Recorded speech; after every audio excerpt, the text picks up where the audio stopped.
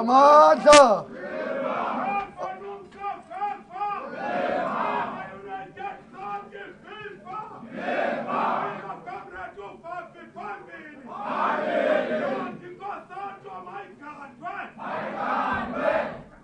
Comrades, nikhumbule phele i-press conference le.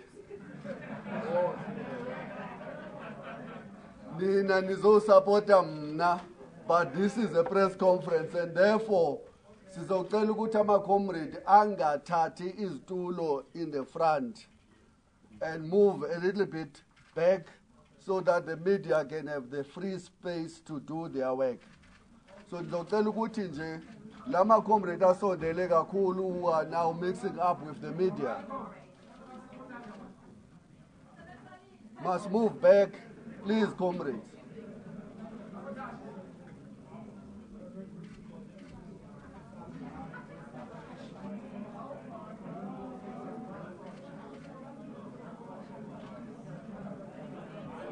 We want to start exactly at 12 o'clock, so the comrades who are here, can you please move? You better stand at the back.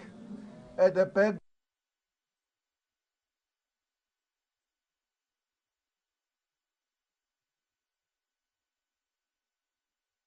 We want to start exactly at 12. So we want to ask the comrades who are sitting right here, who have occupied the media spaces, to please move at the back so that we stand there and allow the media to be able to sit down because they have to take notes and all of that. That's my plea, comrades. I know senihleli kamnandi la.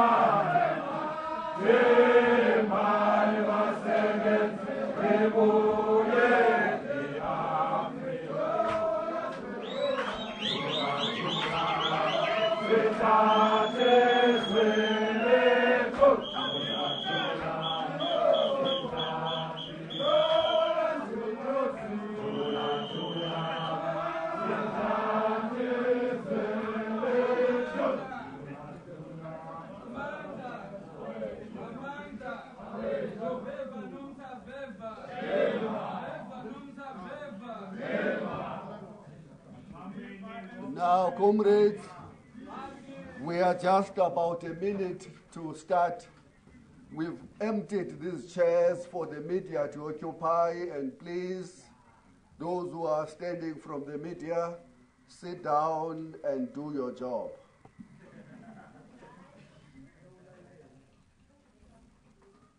We are left with 1 minute exactly before we start.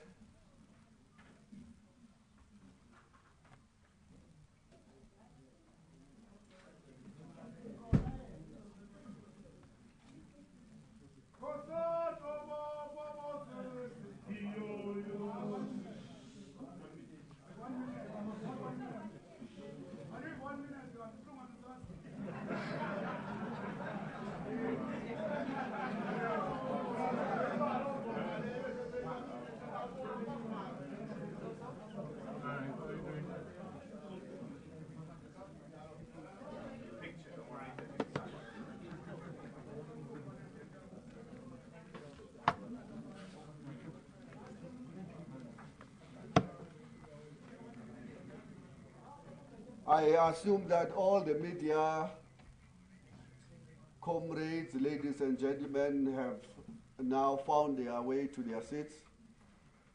It's now 12 o'clock, and I want to proceed and hope that comrades will keep quiet. I understand that a number of the media houses are taking this press statement and press conference live in their various stations. So please, comrades, you don't want to be in the headlines in any way.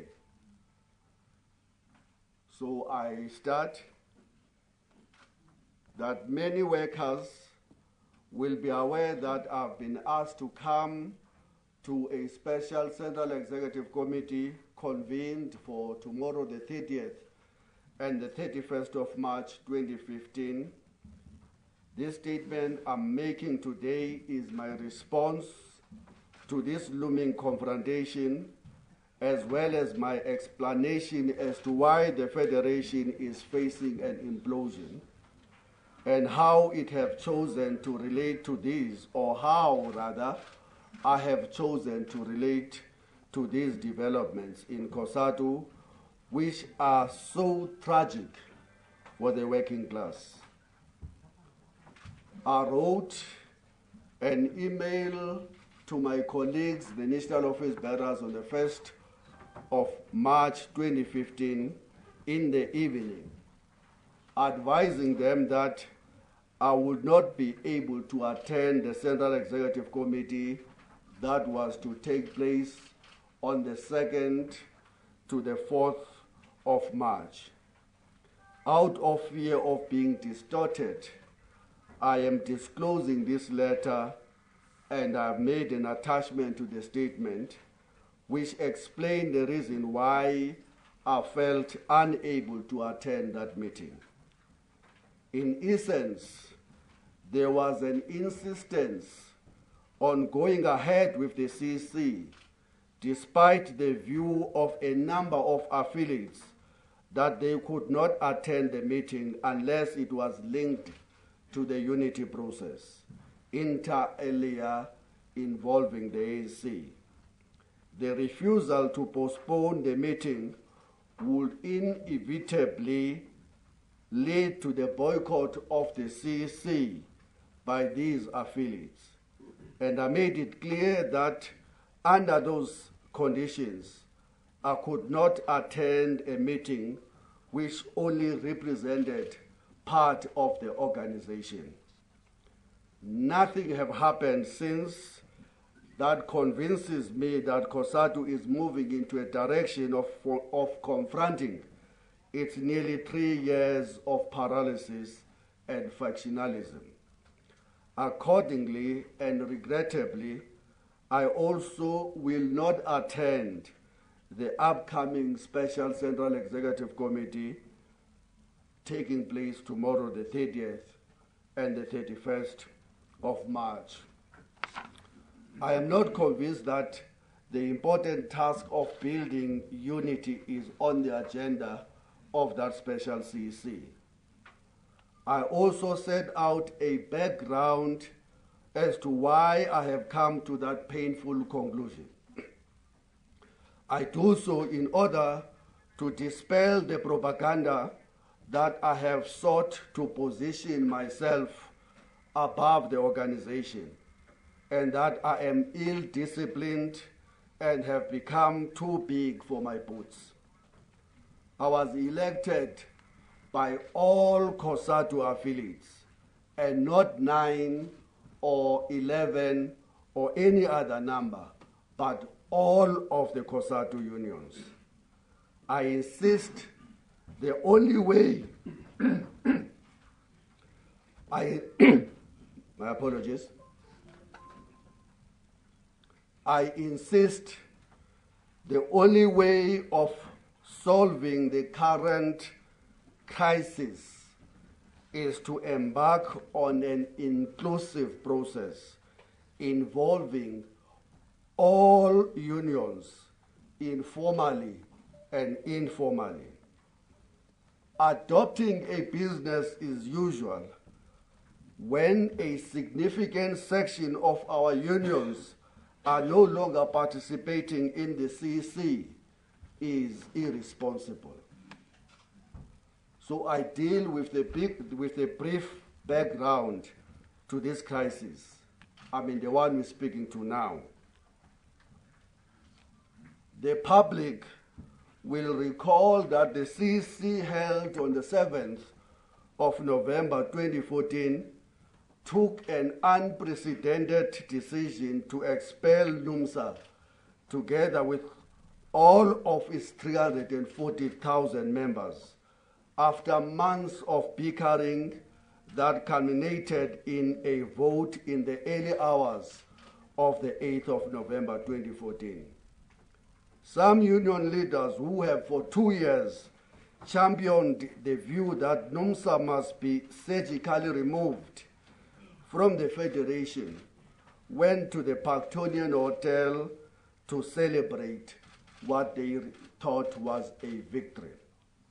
But others, including me, were in tears and in disbelief that the Federation was taking this step to show the door to a union based purely on political differences that have nothing to do with the basic reasons why workers joined the trade unions in the first place. In response to this, I penned a letter to the COSATU president and the COSATU affiliates on the 11th of November 2014.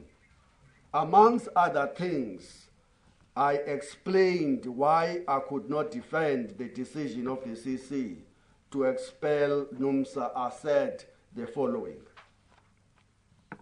I said, and I quote myself now, I completely respect internal democracy and democratic centralism. This is why I have practiced, or this is what I have practiced all my life in whatever labor movement organization I have been active in. I'm ready to admit that at times I have had to articulate views that contradicted my own, but always with the firm belief that they were arrived at democratically and therefore had to serve as a disciplined cadre. However, the magnitude of the decision that was taken by the Special CC is not only of historic importance, but of momentous implications. I have to say that I view the decisions that were taken as one that could destroy what we have jointly built for so many years. In advancing this, I am not in any way suggesting that there should be no discipline in the organization. I'm advancing this argument with only one consideration that has weighed against all other considerations: what is in the interest of the Federation at this moment. Let me repeat what I have said above. It does no longer matter who is right or wrong. What is at stake here is the future of the working class as a whole. I went further to say, I remain an optimist. My faith in the working class is stronger today than any other day of my life. And I sincerely believe that if given the opportunity, we can address the challenges that we face and overcome them with honest commitment to unify based on principles that have guided us all in our lives, and in particular reflective of the resolutions agreed to by the groundbreaking 11th National Congress. I believe that we can work together to save our federation from imminent disaster. I strongly believe that the basis of our unity has to be adherence to the 11th National Congress resolution. I go on further to say This is the reason why I have decided not to participate in the NOB press conference in that afternoon, or to conduct interviews or participate in any activity that will exacerbate divisions further or will further jeopardize any chance of the Federation committing suicide by jumping off the cliff. And I said, there must be an alternative to this. End of that letter. I've attached that letter in full because I've just quoted here selectively, so that nobody who is interested to know the truth doesn't understand the full context of this so-called ill discipline. The response to this plea from me was public condemnation by some of the other national office bearers. The contents of the letter were simply ignored. One of the issues I stand accused of in this special Central Executive Committee to take place tomorrow is that I said the words that I have just read out to you.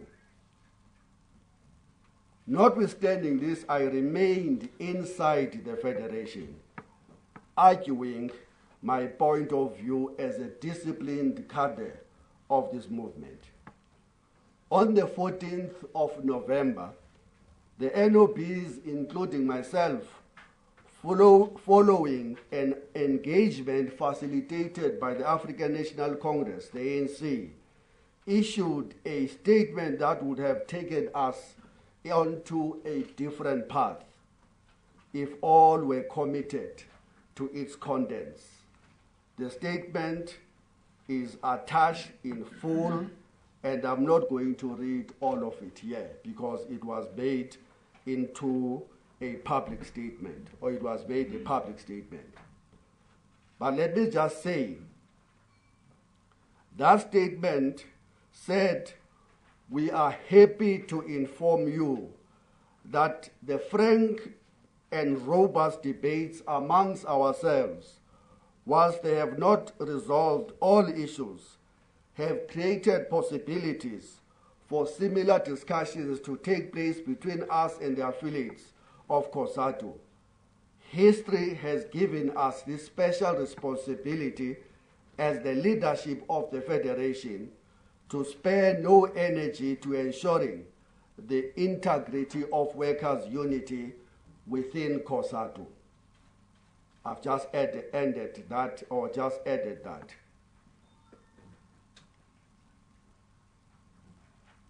Nothing excited me more than that statement.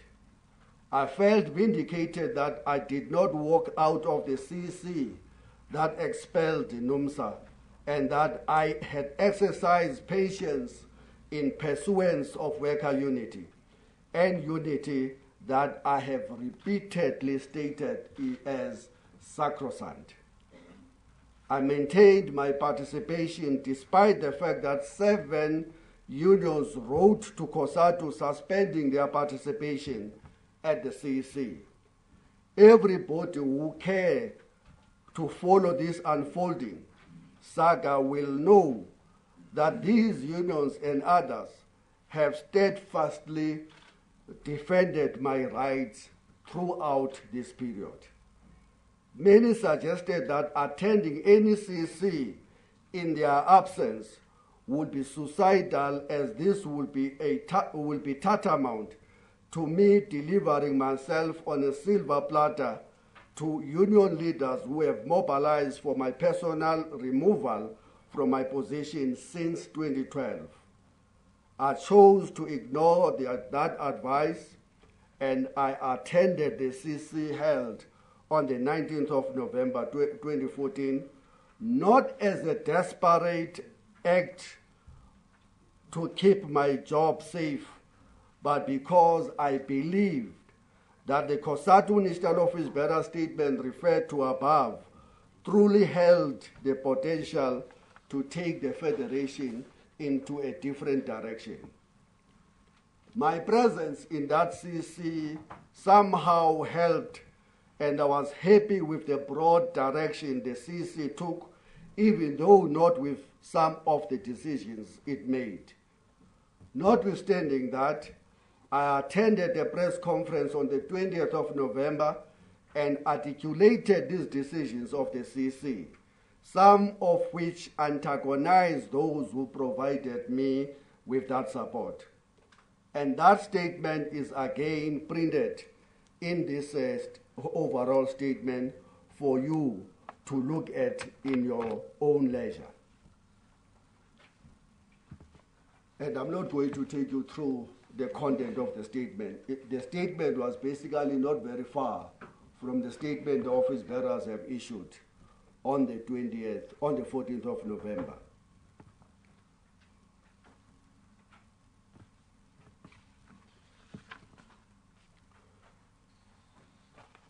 Let me emphasize that notwithstanding the fact that I was not happy with one or two of the decisions, I was excited by the prospects these statements opened up. There was a setback immediately, however. The sources from within the CC went to the media to say we as the national office bearers have misrepresented the CC. Satau wrote a letter to the NOBs advancing the same point. Other unions, including NIHAU, phoned the president making the same argument. This put a spanner in the works, and suddenly I had doubts about where we were going. Still, based on the statements above, I had faith that we could forge ahead. COSATU issued a joint end-of-the-year statement emphasizing the point of unity as the departure point for 2015. I do accept that the open letter I wrote in response to the SACP General Secretary public attacks on me did upset other leaders who agree with the sentiments that were expressed by him. I stand by every word of what I expressed in my letter to the SACP leadership. By the end of the year, we had the president of COSATU issuing his own end-of-the-year statement, underlying increasing tensions as a result of this.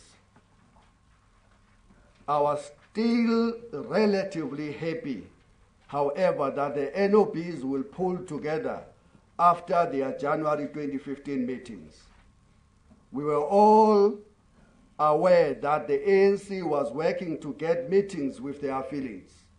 Some meetings with few affiliates were held in this regard. This all encouraged me that the process was underway. There were, however, unavoidable delays in what the ANC was trying to do because it had to mobilize for its own January 8 rally that we all know took place in Cape Town, and that the deputy president was spending more time in the Lesotho mediation process. The clock was ticking, taking us closer and closer to the CC scheduled for the 23rd to the 26th of February 2015. I knew, as I did, or as all the other NOBs knew, that going to the CC without a package to resolve the stalemate will be a disaster. This will put me in an invidious position, particularly as it will be the second CC meeting I will be attending without almost half of the COSATU unions participating. The NOBs wrote a letter to all affiliates convening this CC, but indicating that we would postpone it subject to us getting a concrete package from the ANC process that will make the CEC itself to be productive. Not surprising, Bob Crew immediately responded, rejecting the NOB's argument that the CEC may be postponed to give the ANC task team more time. Later, the NUM, Nihau, Sipau, and Satau wrote us almost identical letters, clearly from a caucus position, agreeing that the CC can be postponed by a week, but insisting that this was not being done to give the ANC a chance, but because the NOBs were not ready with the preparations. Once this happened, my hopes suddenly faded. I knew trouble was on its way at that moment, and that I was going to face again the same dilemma of attending the CC with about half of the affiliates maintaining their suspension or participating, and without any progress on a facilitated attempts. When the 7 unions held a press conference on the eve of the CC announcing that they will not attend the CC, I knew that at that moment, that I would not be able to repeat what I did in November 2014. So correction, 2014. I wrote an email to the NOBs that evening at about 8 o'clock. I also announced in the next morning through the social media that I will not be able to attend because I did not believe that going ahead with the CC in this context was going to be a good move to unite the Federation. This is the view I still hold. In my view, the Federation should have immediately after the 11th National Congress held in 2012, September, correction, as well as after the February 2013 CC, let alone after the November 2014 CC, stopped everything, and I mean literally everything, in pursuit of unity. Unfortunately, this did not happen. I feel it is important that I briefly trace this history littered with missed opportunities to cement the unity of workers under COSATU. Yet, after all of these processes, COSATU is now on the brink of a total implosion. I have no intention of reading that. It's quite lengthy. The members of the media do have the statement, and the public will have the statement in full.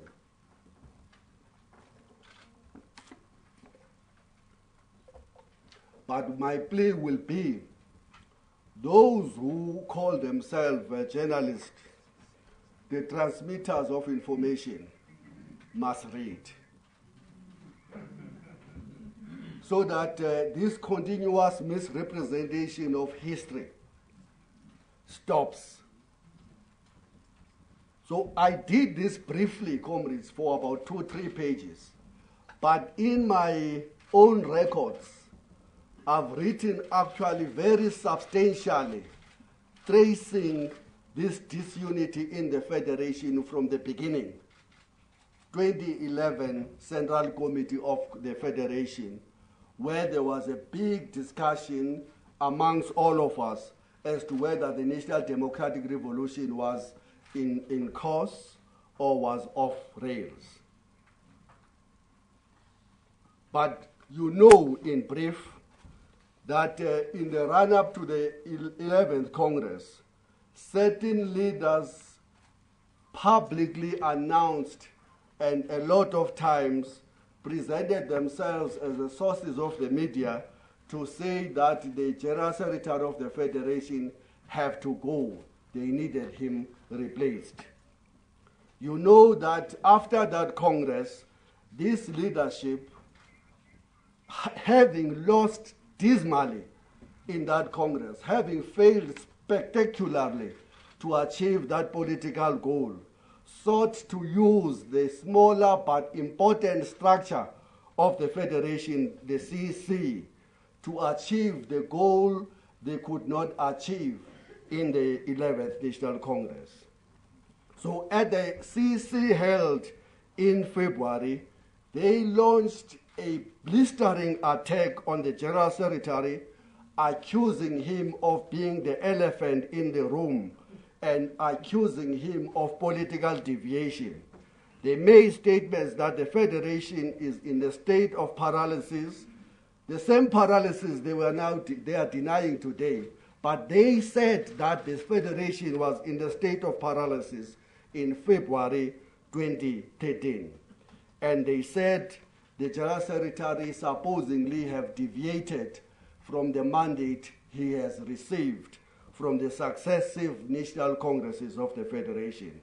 And they demanded in February 2013 that the General Secretary must be put on suspension and that a commission of inquiry over their unfounded allegations must be put in place, including the fact that the General Secretary was supposed to have benefited from the sale of the COSATU buildings and the purchase of the new buildings.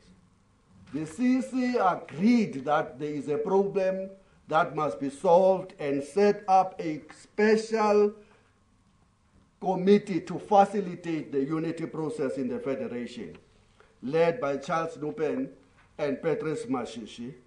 And I'm not going to go in all of the details because I have attached their statement to the October 2014 CC in preparation of the Central Committee that never took place last year, that indicate that they were withdrawing from that facilitation owing to the fact that there was no cooperation from the people who were making the allegations.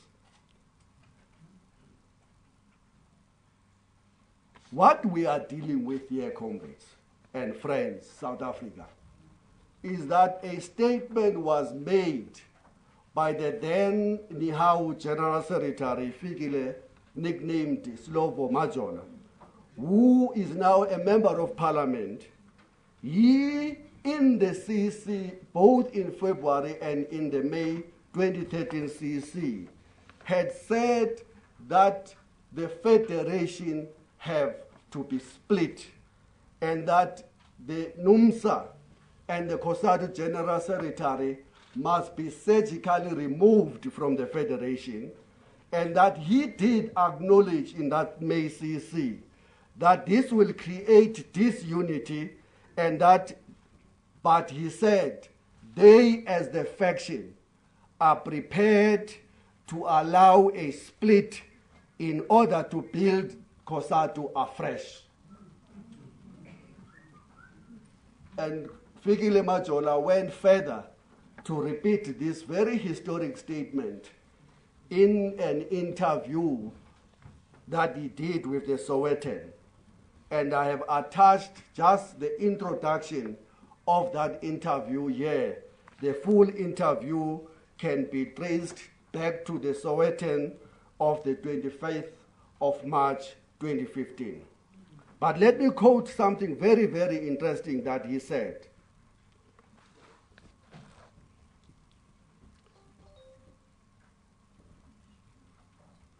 The headline said, "Split in COSATU unavoidable," says Nihau Majola, 25th March 2014. He says,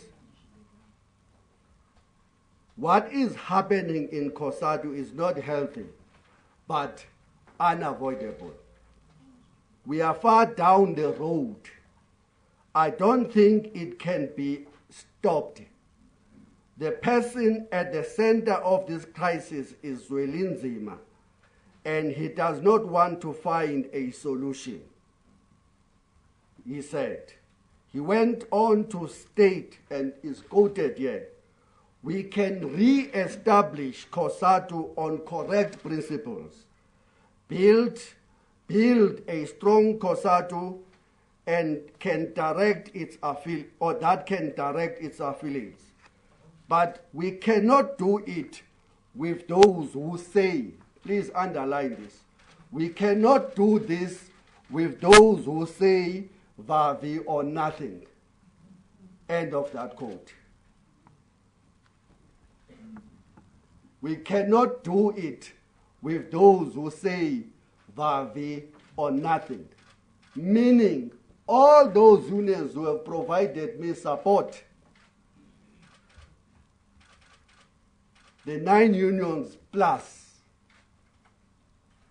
this new federation that Fikile Majola was speaking about, would exclude them. Read that interview. No condemnation, no nothing except a round of applause given to him by the faction that have now formed in the federation. The allegation of the GS being a spy was to resurface through a fake intelligence report circulated by the COSATU president.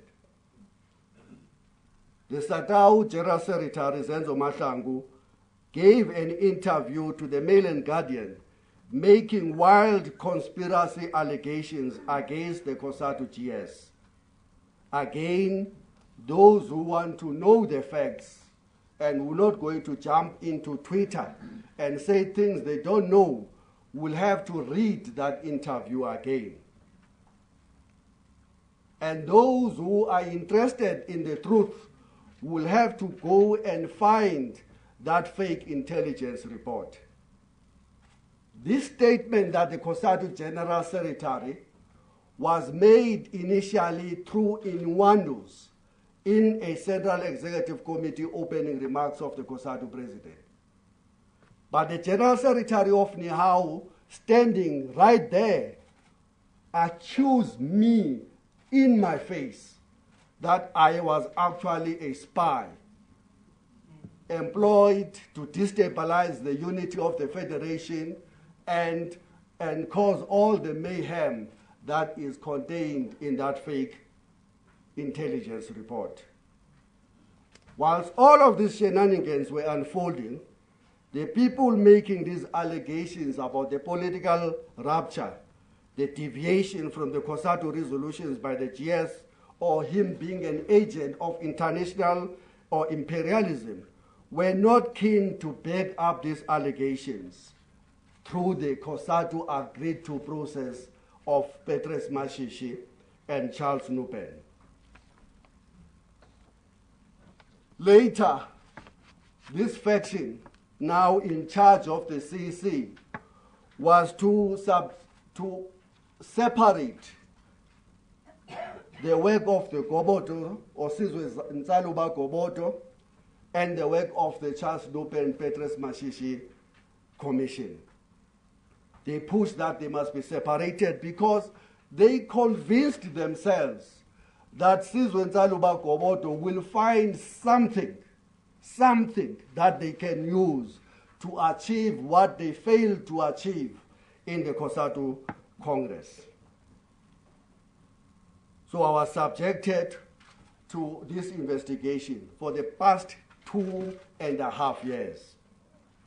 My laptops were confiscated. I had to hand them over. My personal bank statements, I have to hand them over. I know that they even raided my telephone records to try and find this evidence that they were desperately trying to get in order to hang a corruption monkey on my neck.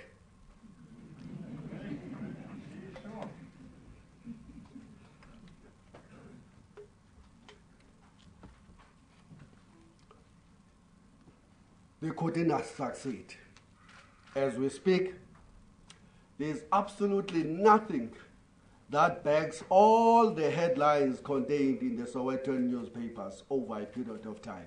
Nothing they can find. I was taught one thing by my parents. umazenjana nokhetiwe, don't take someone else's property unless you have been given. That's what I grew up with in my church. You don't steal from the poor. And I'm very happy and I'm feeling very proud that notwithstanding 2 forensic audits, they can't find the millions they printed in the newspapers. They can't find a cent. This that you see, this legacy of the workers have been built, and we spent 12 million rands in refurbishing this building, from the mats to everything that you see that makes you proud as workers. 12 million, they thought that some part of the money would have gone down my pockets. They couldn't find 1 cent. They have every receipt in place. I wonder how many of them can go through the same scrutiny.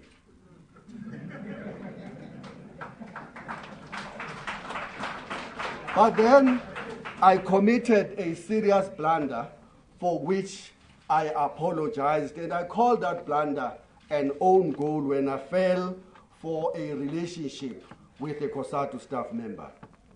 Suddenly, the old agenda that always existed to remove me was now going to be the platform of using the mistake I committed to achieve political ends. So where are things now as we stand?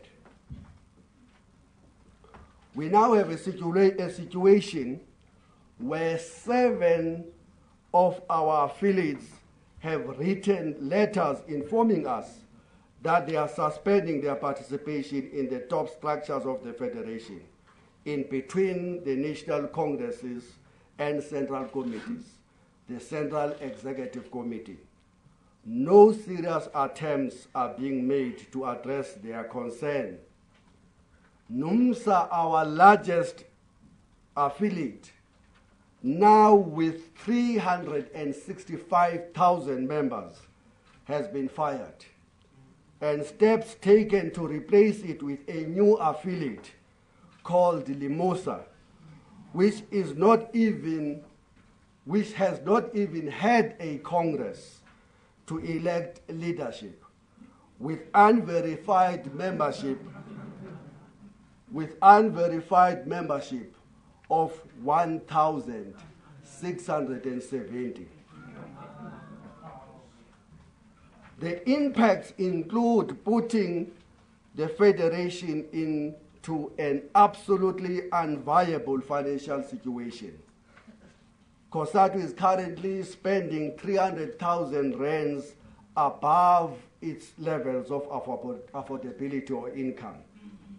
COSATU staff could only be paid in February and March by raiding the political fund designated for other purposes. This source will dry up soon. Campaign activities, the core of our work, will be curtailed, and there is the likelihood of having to go with a begging bowl to our class enemies for money to hold a Congress later this year. This is a recipe for complete loss of independence politically. Our research institution, Naledi, and the Chris Hani Institute will have to close down very soon. The shop steward, now only receiving 10% of its income from the subscriptions of affiliates, will not be able to sustain itself any longer. More so, this building we are sitting in will not be sustained, in particular when there is an insistence by the tenants to stay in here for free. The Special National Congress petitioned for its, in terms of all, let me repeat, the Special National Congress petitioned for, in terms of the Constitution, more than 2 years ago, to allow members a say in resolving the crisis has not been convened. Very few affiliates have escaped factional politics, which has ravaged COSATU, and many are fracturing as we speak. Hundreds of leaders are being purged either for showing signs of loyalty to the demands of those demanding a special Congress or for blowing the whistle on corruption. Few affiliates have sought or received mandates from their members on how to resolve the COSATU crisis. A worrying number of scandals relating to corruption and the abuse of power are wrecking the trade union movement. Hardly a month passes without us reading in the newspapers allegations of millions of rands being embezzled or misspent by union leaders.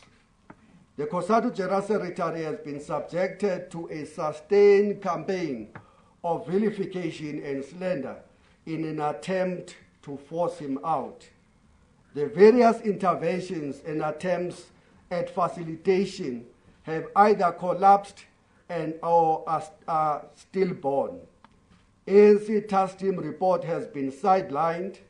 The report was not perfect, I admit, but if it was engaged with, we would have avoided reaching this point. Today, I want to thank all those who have worked hard to save the Federation from imploding. The paralysis of COSATU have left workers defenseless on the ground, demoralized and angry at the leadership for betraying them in this fashion. The once mighty COSATU is slowly being reduced into an irrelevant, toothless dog, whilst the material conditions of workers continue to deteriorate. Unemployment is sitting at 35%, and in particular, youth unemployment is at catastrophic levels of around 60%. Today, we rank number 8 in the whole world in terms of unemployment and number 4 in the whole world when it comes to youth unemployment. A staggering 54% of our population is living in poverty, with 12 million unable to put a plate of food on the table every night, and half of the population being food insecure. More than 35% of workers are employed as temporary or subcontracted labor, and wages have been suppressed while so many companies' profits are at record high. Half of the formal workers earn less than 3,300 a month, and South Africa is now the most unequal society in the whole world. Marikana and Ditwarrens have happened, indicating clearly that workers will still live in effectual unions that do not take up their workplace issues. Some unions have lost their plot as some leaders seek to use workers only as a platform to go to parliament. 70% of all workers do not belong to any trade union in South Africa. Government and capital have wasted no time in taking full advantage of our weaknesses. E-tolls have been implemented. The youth wage subsidy has become a policy, and previous conservative macroeconomic policy have now escalated to full austerity. The anti-worker neoliberal program contained in the NDP have been rammed down the throats of workers. The COSATU 11th National Congress responded to all of these, yet as we speak, most of those resolutions have been sidelined in favor of pursuing an agenda to purge political opponents.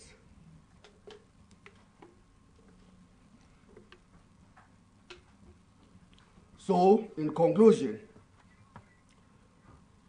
this is a sad day indeed that I have to call today's press conference to announce, after much introspection and in consultation, that I have come to the conclusion that I have reached the end of the road in trying to resolve the COSATU internal crisis.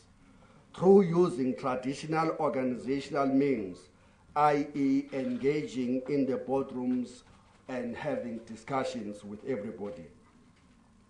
I have taken this decision after 2.5 difficult and most painful years of factional battles and deepening crises in a federation which have been so loved by millions of workers, not only in our country, but all over the world. Beyond this summary I've already given, I don't intend to go through a detailed repetition of the sorry, sordid history of what has taken place over nearly 3 years. That is not the point of today. Rather, we are trying to inject a dose of realism into an assessment of where we stand, and to send out a clear message that time for a new approach has arrived.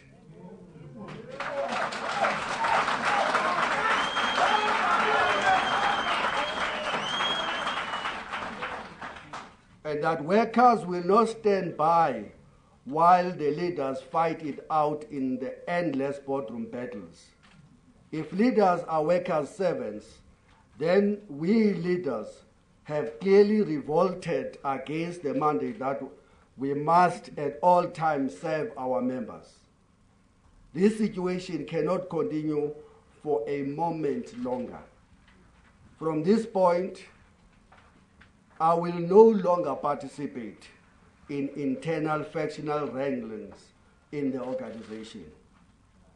I will rather dedicate my energies mobilizing members to the best of my ability to implement the mandate of the 11th National Congress and to address workers' daily concerns and struggles.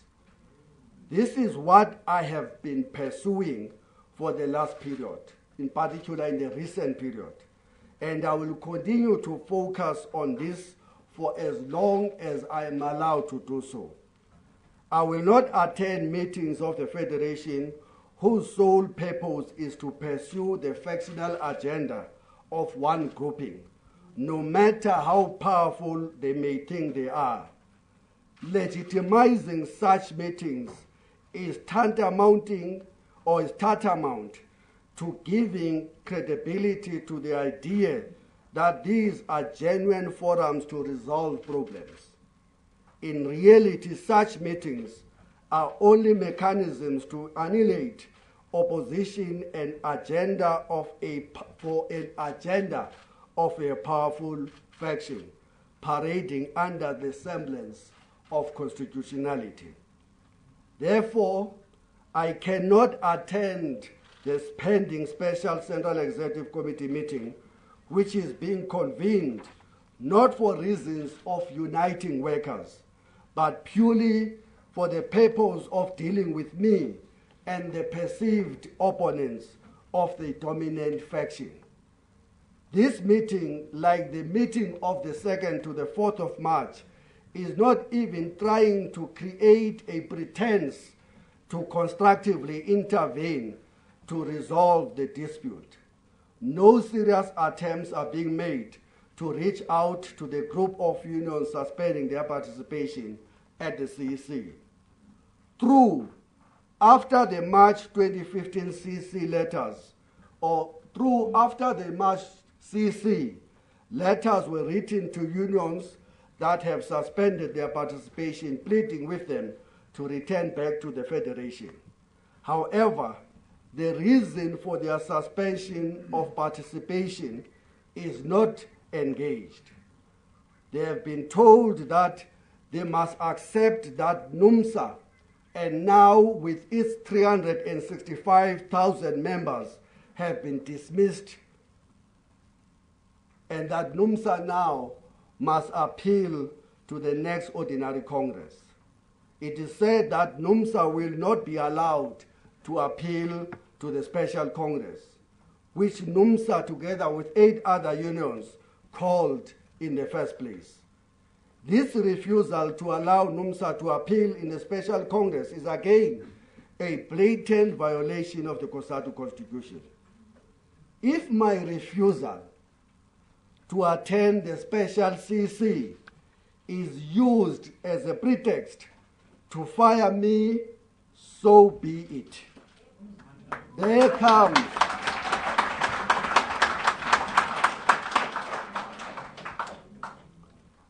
comes a time in the life of every organization and every individual when we have to submit to the dictates of our conscience. I, for one, will continue to do what I can to serve the working class, but I refuse to feed into an illusion that the current CC, constituted by a dominant faction in the boardroom, is still a genuine forum to represent the members' interest, although every organizational bone in my body have resisted arriving at this drastic conclusion. If, however, there is a dramatic turnaround and some genuine opportunities present themselves for advancing a project of unity in the Federation, I will continue to make myself available and vigorously pursue any realistic perspective or prospect to resolve this crisis. I can honestly say that as the General Secretary, I have done everything in my power to avoid us reaching this moment. There are no victors, but the bosses and the beneficiaries of the status quo. The biggest losers from COSATU implosion is certainly the working class and COSATU membership in particular. It is with this sense of humility that I make this announcement. We must all share individual and collective responsibility for reaching this point. The only thing I can claim that we have spared no effort in the struggle to rescue our beloved Federation from division, factionalism, and ultimately implosion. The various facilitation attempts, including that of the ANC, are no longer even on the agenda of the CC. The call for the ANC to review its intervention is meaningless in the context of the refusal to reconsider the dismissal of now 365,000 members. The campaign of public vilification and smearing of me continues uninterrupted, and it will be intensified from now on. I will be called every name under the sun, just like I have to endure that for so many years in my life. And I don't know whether people continue to make this mistake and think that it is going to make a change. I've been called everything within this alliance. I mean literally everything, from counter-revolutionary, now imperialist agent, from an ultra-leftist to a lover of Helen Zille and the DA, to a person who's crawling over to join the EFF. Everything have been used to hope that that mud will stick at some point. What I do need to place on record, however, is my response to the string of public allegations which have been made in an attempt to drag my name through the mud, and I append a 24-page summary of my response to these drummed-up allegations and the chronology outlined in the role of the Zwelinzima Vavi investigation, and why I have been left with no alternative but to respond in the manner that I have. I have no intention of reading that now. I wanted to do so, but take it as read. Accompanying that statement is files, not one or two, 3 files, that shows that the document I'm being accused of having signed alone were actually signed by most of the COSATU national office bearers. So if there was any genuine thing going wrong, it can't be correct that one individual, the General Secretary, is guilty when others signed. Secondly, it is not possible in the Federation that 1 cent can leave our bank accounts without 3 signatures of other office bearers. Not possible. And yet people who have signed the documents have turned around, raised no finger in the CC when I'm being blamed for being the man at fault in relation to everything that is not there, by the way, there is absolutely nothing that have gone wrong, I must say. They are hanging me on a policy that does not even exist in the mind of the 2 officials who misled the Zwelinzima Vavi guys to say this is the policy. There is no such a policy. The policy of the Federation from inception is categorical. For every work above 2,000, get 3 codes. And in every instance, we managed to get those codes. Where was this policy when COSATU held congresses, central committees, CCs? Why was it not being used? Why nobody knows which date it was adopted and in which CC? How do you work with people who do those things to you every day? Where do you get a tape to go around taping every conversation you have in the National Office Bearers and in the CC? Knowing very well that just few months are down the line, the very same people will not acknowledge even when they have signed the document themselves. What is the way forward? Of course, comrades, they wish that I can resign so that they can have parties across South Africa in their top boardrooms tonight.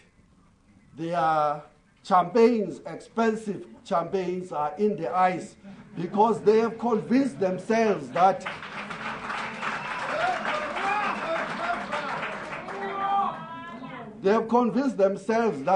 I'm going to run away. I'm not going to run away.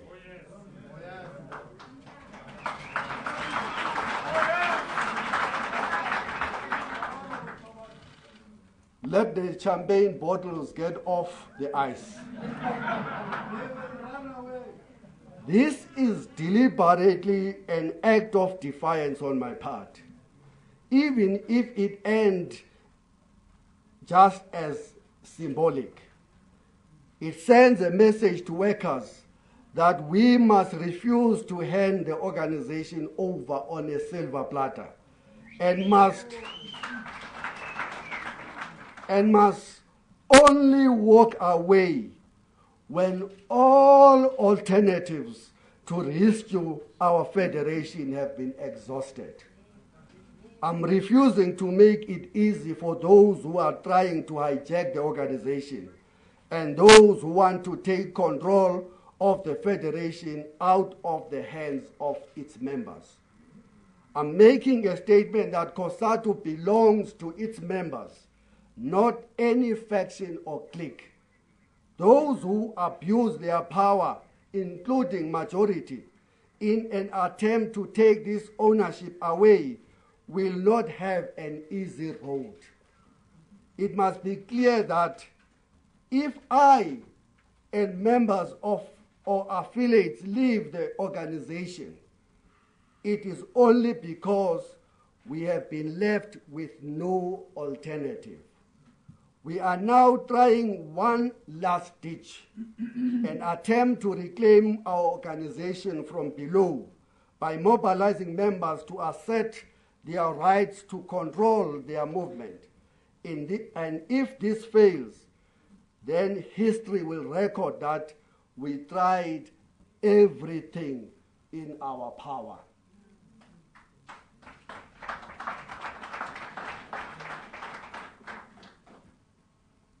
If all avenues are closed, we will have no option but to walk away. But this is ultimately a huge decision, which only the members and workers more broadly can make.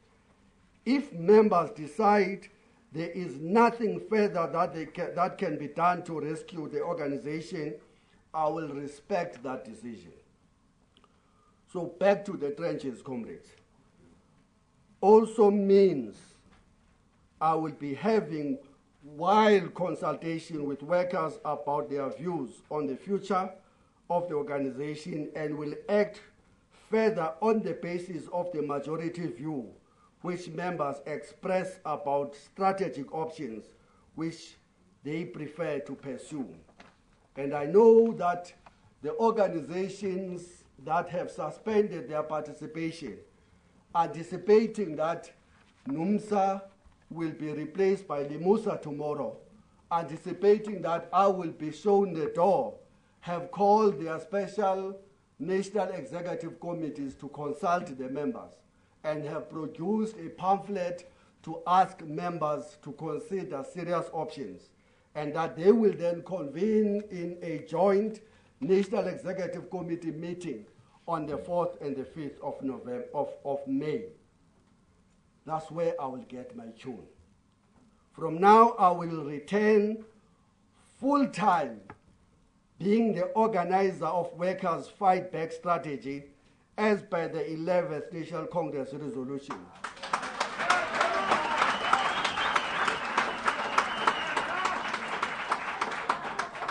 And elaborated by the unions that have suspended their participation in the CC. I will be found everywhere, marching with workers, mobilizing them, reinforcing the recruitment of workers to reach out to the 71% of them outside the unions, negotiating, leading campaigns against labor brokers, e-tolls, exploitation, job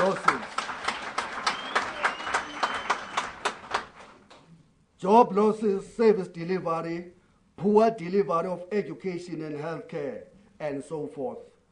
I call on all workers who agreed to this program to close the door on factional divisions that have sapped our energy and join the mobilization effort of the working class.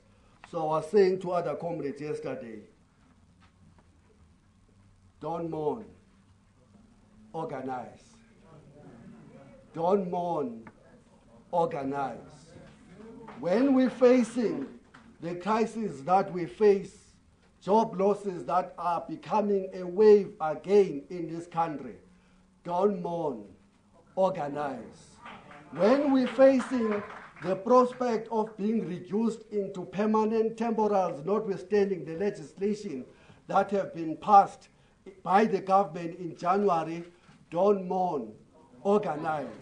When we go back to our township and face an inferior infrastructure, leaving behind the world-class infrastructure in the former whites-only suburbs, don't mourn, organize. When we need to revolt against the apartheid wage structure that we inherited from the system of colonialism, and now we need to mobilize for better wages of our members, do not mourn, mobilize. When we need to speak out against the conditions our people are subjected to in the public hospitals, humiliated in long queues only to be told that there are no antiretrovirals today and that there is no Panado, don't mourn, organize. When you see the future of our children thrown into the dustbin by the fact that 52% of our kids do not arrive at matric as we speak, and only about 15% of those who would have originally registered to go to grade R, don't mourn, organize. When we see workers being exploited by the brutal exploiters, the labor brokers, those human traffickers, and you know that you can defend them with the amendment that have come through in January, do not mourn, mobilize. And that's how we will build the unity of workers on the ground, comrades. We don't need all of this. We don't need these shenanigans. We don't need these shenanigans. And let me add, when we see leaders embezzling the thousands and millions of our rands, don't mourn, organize. And that's all we need. Thank you very much.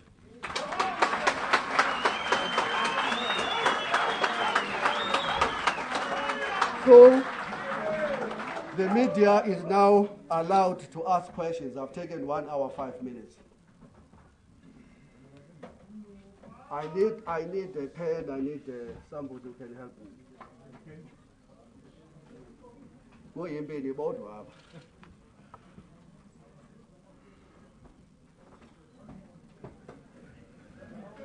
So, Ranjani, you are the first, followed by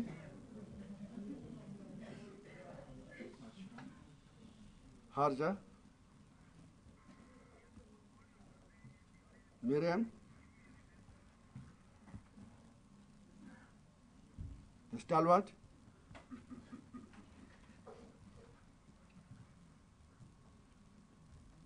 Jamela, Steve, so far. You have the floor. Thank you, Mr. Vavi. I'm Zwelinzima Vavi from the Daily Maverick. Your statement says you're not resigning, but you just will not be attending meetings. Does this mean you stay in your office at the Sato House until you hear from the Federation? Secondly, in your statement you said this is the end of the road, it now requires a new approach. What does that mean exactly?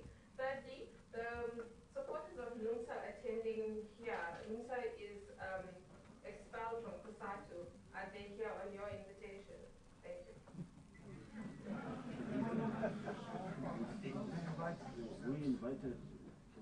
Haja?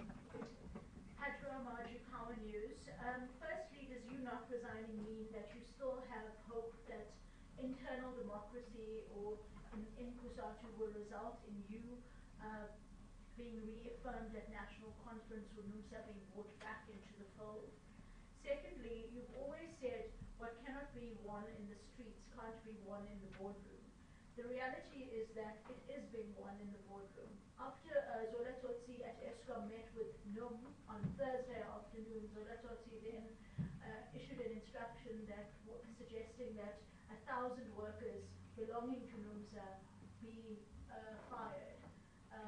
And while you are here in this boardroom, the EFF is winning SRC elections at major universities around the country. In fact, I think they're now at Wits University. So what does going to the ground actually mean?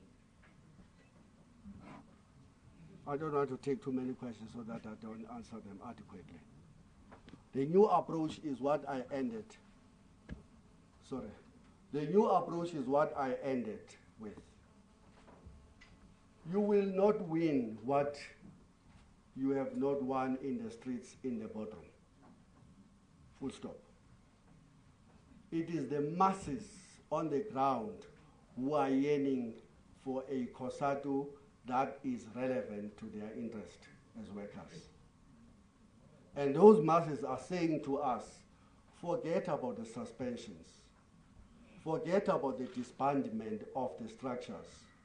Forget about seconding and the non-seconding of those who are seen to be in the wrong side of the powerful factions. Forget about dismissals or not being dismissed. What is at stake here is a country that have not been able to solve the most important challenges facing the working class.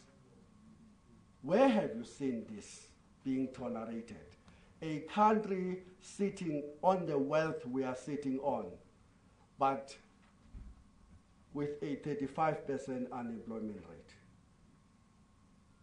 Of course, if you compare us with other middle-income countries, then we are number one in the whole world when it comes to unemployment. Where have you seen a country sitting with so much wealth displayed in our eyes all the time with 60% of its youth unemployed?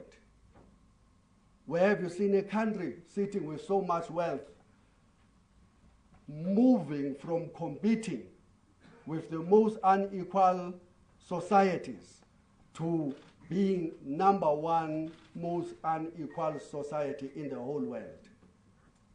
Where have you seen a country with 54% of its population living in poverty, like ours? Or where have you seen a situation where 12 million of our people are unable to put a plate of food on the table? Which country can tolerate that, and which citizens will tolerate that perpetually moving forward? Now we are approaching 21 years of our democracy. If you want to know what is the nature of divisions, that's the source of divisions, politically. Nothing else. But it is coded sometimes. The corrupt people say, no, we are divided, even though they don't know what they're talking about, ideologically, politically. But that's the issue. So I'm saying, Ranjani and Harja, the only response to that is to forget about the boardroom shenanigans, mobilize the working class in the streets, in the workplaces, in the factories, in the mines, everywhere. And that's the new approach. And that's what I'm going to do, dismissed or not dismissed.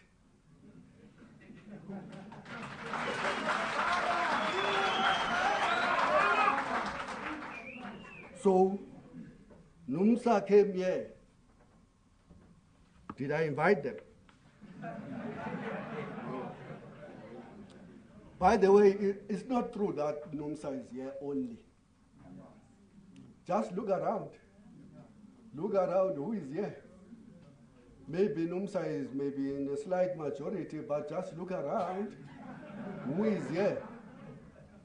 This is not just NUMSA, because I know this attempt to always paint NUMSA as a ho-ho that we must run away from all the time is something that has been said by the propagandists everywhere. This is my bottom line, why I will not go. Let me just repeat this. There are two reasons why I can't go to the CC. I have no conscience.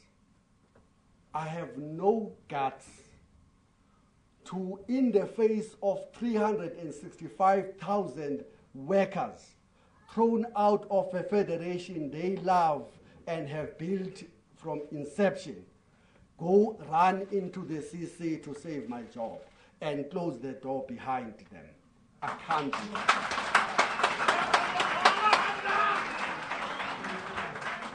If that becomes a dismissible offense, then I'm prepared to live with the consequence of my conscience.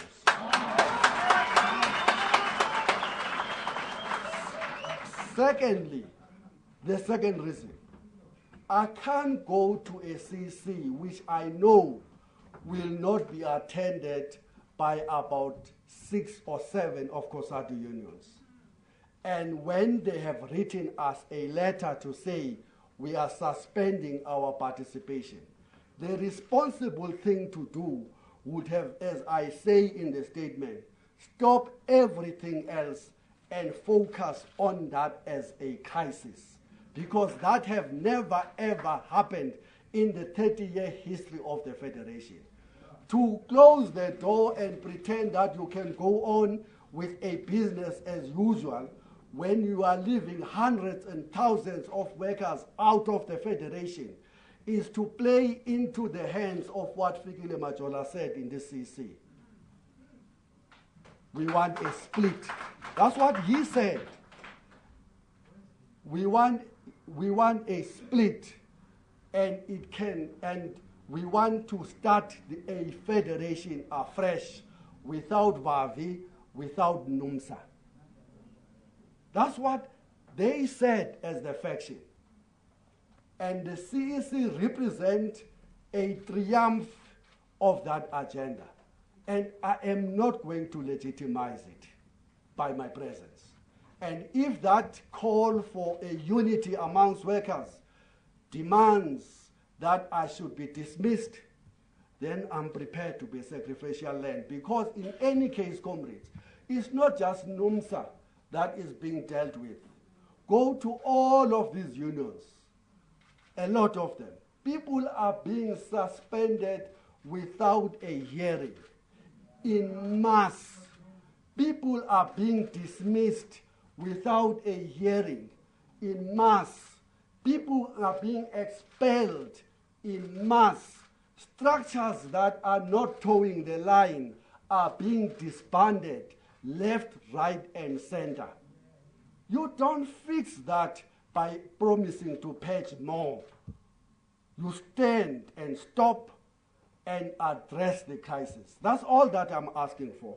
So if that is dismissible, thank you very much. Because then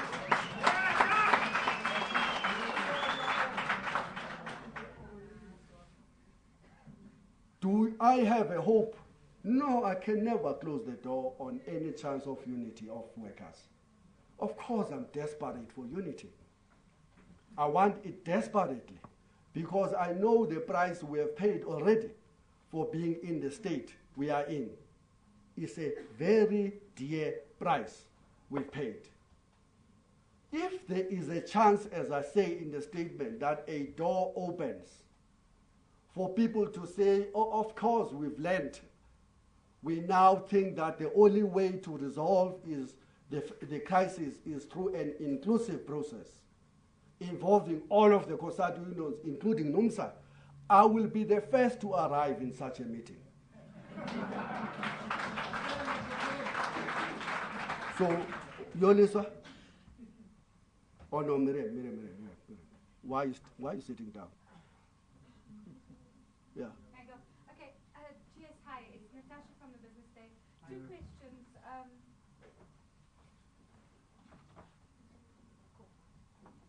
Two questions. First is with regard to the ANC. You say that the call for the ANC to renew its intervention is meaningless in the context of the refusal to include NUMSA. If the ANC decides to include NUMSA, it's having a NEC this weekend, would you go back to the drawing board with the party? Do you think that there's still an opportunity there?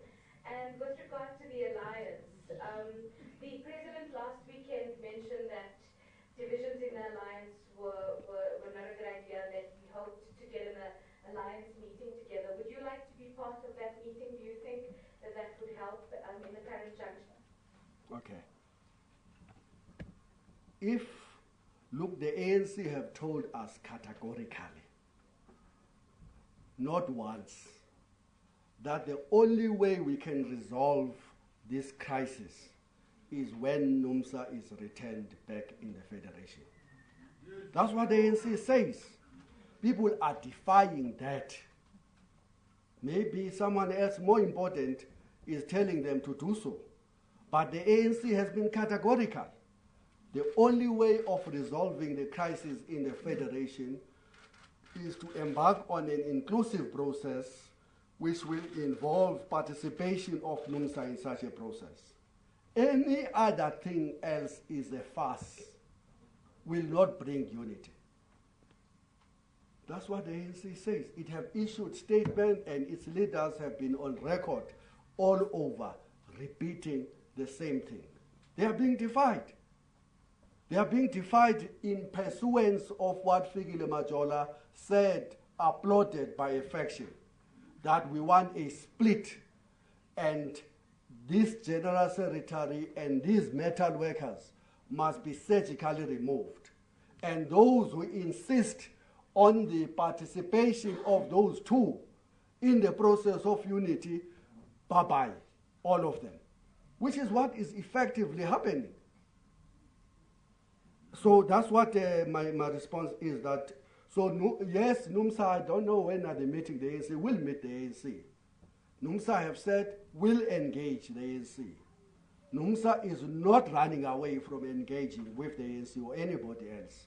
I know it has been difficult to get the dates. I'm aware of that detail, but NUMSA will speak for itself. I don't want to divert the attention to what I'm raising here. So will I not divert the attention to political debates. Because I know the next question, what is mobilization? What about the ANC? You are a member. You are a member of the SABC and so forth. No answering of all of the political questions. My point is, I have a responsibility together with the collective that agrees that we must mobilize workers, full stop. And that's what we will do. And secondly, by the way, my political ideology will not change and have not changed. I believe in a national democratic revolution. I got that here. And that revolution, I believe, is about addressing three interrelated grievances: the class, the gender, and the national oppression of the majority by a small minority. That's what I believe. I believe in a future of non-racialism, non-sexism, a united democratic South Africa that is prosperous. I will not change that. I am a child of the Freedom Charter, but I insist that all of its clauses, without exception, must be implemented. In particular, two of them. The land shall be shared and the wealth of the country shall be shared. That's what I am. That's what I will always be. And that's what this mobilization will be about on the ground, because those demands enshrined in the Freedom Charter, I believe, are the demands that are the aspirations of the overwhelming majority of South Africans. So don't you ask me, Ukuti, what about this? No, the issue now is that the workers' movement is imploding. Our attention must be to try and do whatever we can to build that unity of workers on the ground. That's what my response is. I'm sorry for the long-winded response, Miriam. You listen? The veteran, Jan.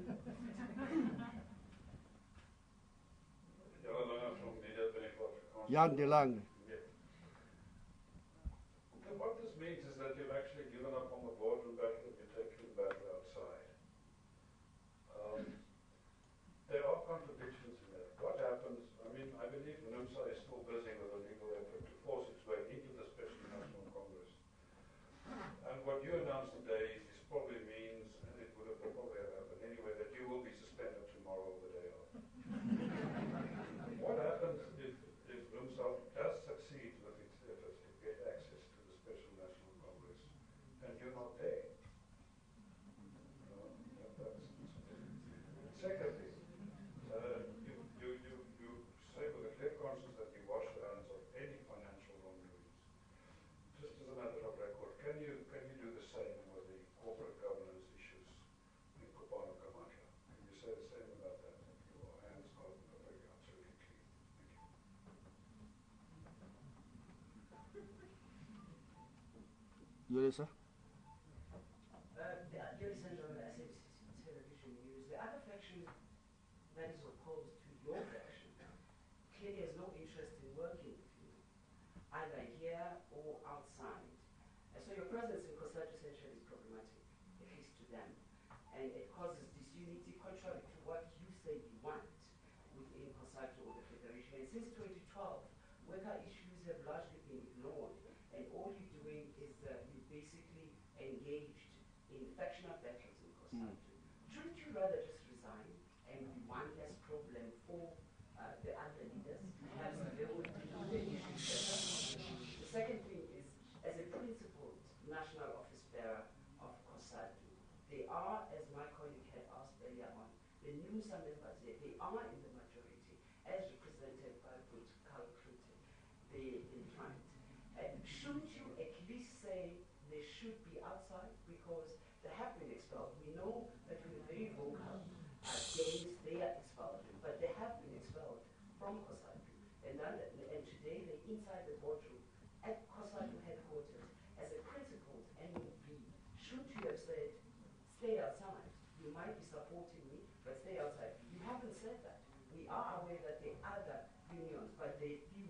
far in between.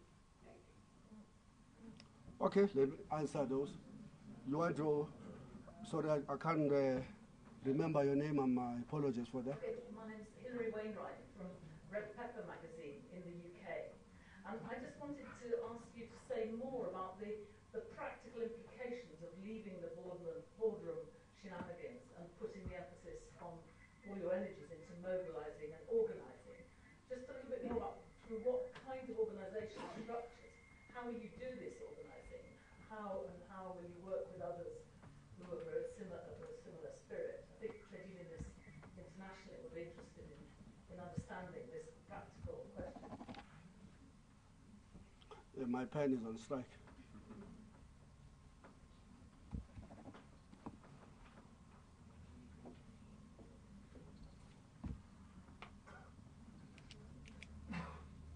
Okay, let me answer those because some of them are quite fundamental. What happens if NUMSA wins in court? Then hallelujah. Because then I can go to a Congress which will have a prospect, if NUMSA and all of these other problems are solved, of being a platform of workers to exercise their democracy. Let me repeat. If NUMSA was to win in court, then I will be in that Congress. I will immediately submit an appeal if I'm dismissed. But I will not go to a Congress which excludes any worker. Full stop. Because such a Congress is going to be a farce. If any worker gets excluded, I'm not there. It's a principle to me. Let me take that principle further, Yolisa. How could, after saying that, then say to any person who rightfully belongs here, stay out, legitimize a decision taken to dismiss 340,000 workers then, now 365,000 workers? I said, it's against my being. I have no conscience to do such a thing. I just don't have guts. Leave that to others who see nothing wrong with closing a door to 365,000. I can't. That's the point that I'm saying. So on the issue of hands are clean, I mean it, Jan. These hands are clean, even if I have to repeat somebody who was then contradicted later in court. Not one forensic audit have come back to COSATU to say we did find that some worker money went into the back pocket of the COSATU General Secretary. Not one. Not one of those two auditors have found that I acted dishonestly. Not one of them have made a finding that I robbed these members of the Federation to enrich myself. And for that, I am very proud, because I wonder how many of the people who were commissioning the forensic audit will come out clean after being subjected to the same scrutiny. And some of them have to resort into mass suspension of their leaders for mere question about the finances of their unions. You're asking now a question of corporate governance in relation to Kopanoki Mata. I accept that I'm a General Secretary of the Federation, and therefore automatically, together with all members of the CC, shares a responsibility in relation to whatever goes wrong there. But please be fair to all of us. I am not a trustee of Kopano Gimatla. I have never been one from inception. If anybody does shenanigans there, I can't be held personally responsible to the exclusion of the rest of the collective of the national office bearers and or the Central Executive Committee itself. Yes, the FSB report is a scary document to read in relation to what happened to members' pension funds under the stewardship of Kopano Gimatla. We've sought to get answers. We are not getting the answers. By now, if we were united focus on the workers' issues, we would have long went to report that in the police station as the FSB has done already. But don't say the members' funds must be answerable somewhere in the 9th floor exclusively and everybody else is not guilty. That's my response to that. Yolisa, I've answered you. I asked also if you shouldn't just resign. Why should I? I've already explained that. If I was to resign, then I would be committing a serious blunder of disappointing the members of the Federation who elected me, notwithstanding the attempts of some of the leaders of the unions.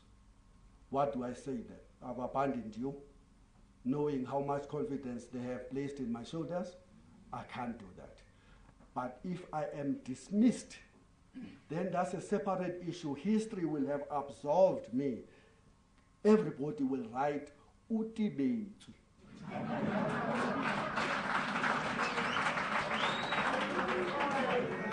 Ukoshiwe. Ukotiwe. Then that's something else. But I will not walk unless they do so. So the ball is in the CC hand, as I have said. The ball is in their court. If my insistence, and let me repeat, and because that's my message, this is the principal reason why I call this press conference.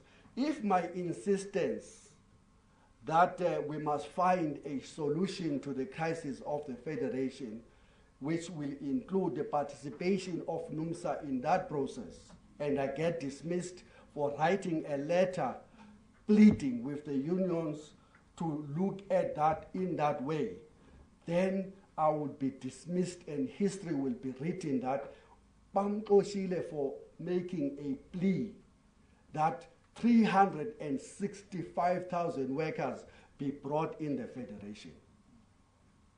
If I get dismissed for saying, but how do I participate in a structure where 6, 7 of our unions are refusing to participate because they have raised a grievance? I don't address the grievance. All I say, come and engage, knowing that once they are here, the first thing, vote. Let's vote. That's what is happening here. Vote. You are out. You participated in the democratic process.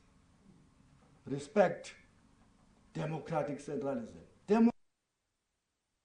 Only revolutionary when it is itself democratic. You don't come here without a mandate, such as other leaders have done. No National Executive Committee for 4 years, and you are the one who passes motions to dismiss other people. So that's not democracy. That's a tragedy. That's a tragedy. Thank you very much. My colleagues, I didn't get your name, but I know you're writing for the UK newspapers. Ours is very clear, and let me repeat this. We are refusing to be drawn into an endless dog-eat-dog shenanigans that have teared the only instrument workers have in their hand apart. We are refusing to be part any further of attempts deliberately designed outside the structures of the Federation to divide this organization and to make it useless when our members are crying out for decisive leadership to respond to their plight. So, as I said in Port Elizabeth, addressing the SATU members, by the way, a genuine structure of SATU invites me. Ngoba kukho abantu abangakwazi ukuya pha bona. Baqombile. They can't go there themselves. I will go everywhere, by the way. Suspended or not suspended, I will go. Yesterday I was addressing the SOS. Say this in public. Yeah. And they are here. What do I say to them, Yolisa? Should I say to them, sorry, you have been dismissed for asking that there must be a forensic audit into the allegation that the union have lost 148 million rands, and that now I will act in a manner that excludes them? I can't. It's just not me. It's not my conscience that I will ever do such a thing. So what do? I tell them that actually we wrote a letter with 17 allegations to these leaders. Answer. Why and how did you take union money to go and watch a World Cup with a bodyguard? Answer that. If you say no, the only way to answer that is to dismiss everybody in the union asking that question.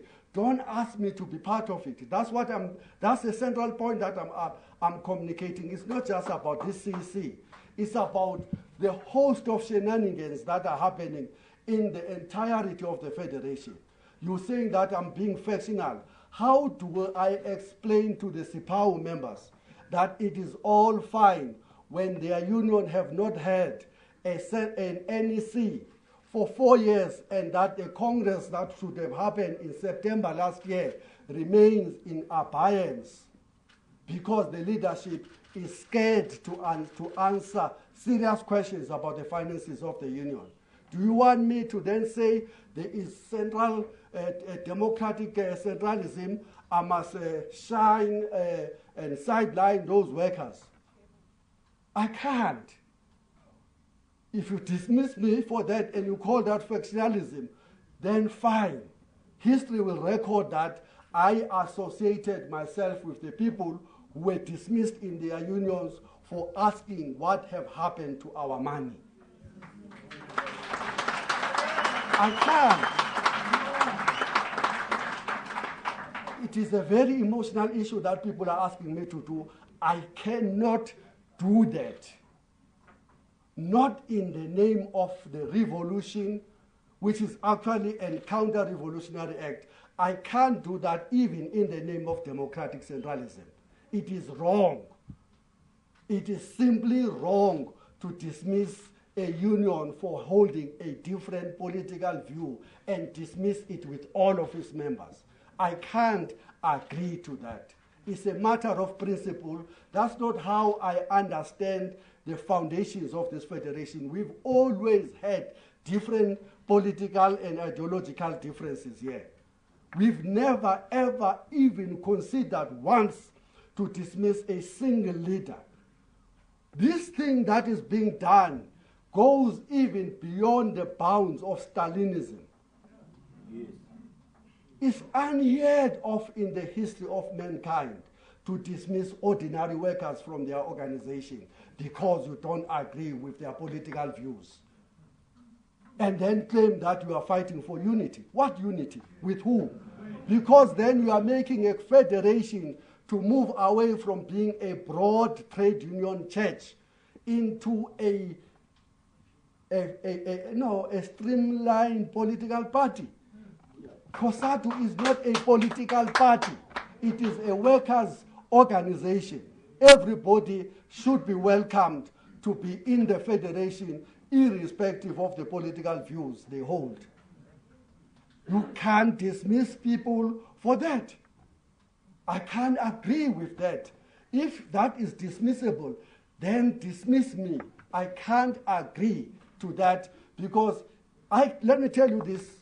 When the Soviet Union under Stalin was doing worse things than what we're beginning to see here in South Africa happening, there were people applauding all the time. They issued statements when people were being hanged in the streets for holding different opinions to the General Secretary.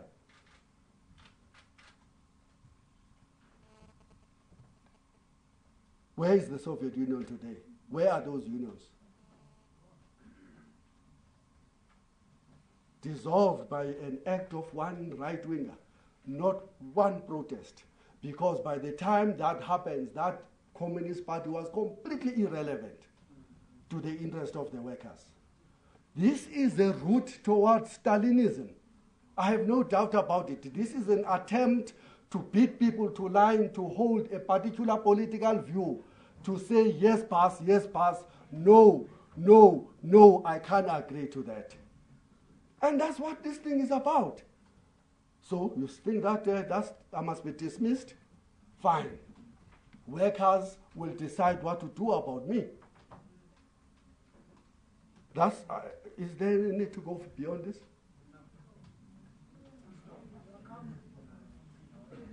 Oh. Steve. Thanks, Mr. Vavi. Good afternoon. Stephen Critis, Eyewitness News. And I should recognize Mr. Clutie in the brave shade of blue that he's wearing. Have you seen how fast you have agreed in the past 3 months? Mr. Vavi, I accept the principle, Mr. Vavi, that you don't want to resign, that you have a mandate from workers, that you don't want to disappoint workers who voted you there. But to a political cynic, which I think I'm employed to be, it could also be said that this would allow you to leave COSATU with a bigger constituency than if you resigned. In other words, would you accept and acknowledge that there might be a political advantage to being thrown out rather than to be leaving? No, Stephen, this is not about calculation about who's going to leave with what chunk of workers away from the federation that workers have built through their blood and sweat and pay. This is about prioritizing the unity of workers all the time, irrespective of the situation we face from time to time. Nothing else. I will not leave and leave behind that 2,400 workers who sang and danced in the COSATU Congress to say we need a new way forward. And they said 4 ways forward. 1, bury the apartheid wage gap. And in its place, build a new incomes and a wage policy. I will not leave them because I know why they came to that conclusion. 2, the mandate was fight for a radical economic transformation. I will not leave. I will fight for that radical economic transformation. And for that, I need no permission from no one. 3, they said, let's rebuild these unions. They are losing touch with the members. There's a massive social gap developing. Marikana did Warrens tell us that. Let's retrain these shopkeepers. I want to be part of a movement to do that. 4thly, they said, let's engineer the Lula moment from below. Let's restructure this alliance so that it can be an alliance for fundamental transformation and not an alliance for voting. That's what that workers' parliament said. We must do that on the ground. So why should I walk away? If I walk away, I've told you what will happen in this country tonight. The elites will have such a joy. I'm not going to give them that joy.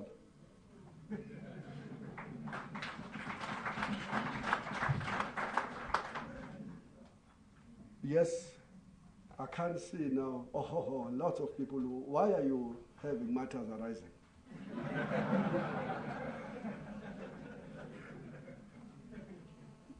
Continue, my dear comrade. From Power FM. First, you could perhaps just tell us which union hasn't had an NEC meeting for 4 years, and the meeting then took their bodyguard overseas. Secondly, where will you be getting the resources from to do your Back to Basics campaign within COSATU? I understand that COSATU is not doing so well financially. And then also, Jess, you've been at the helm of COSATU for 16 years. To what extent are you willing to take responsibility for some of the crisis that you say it's in? Thank you.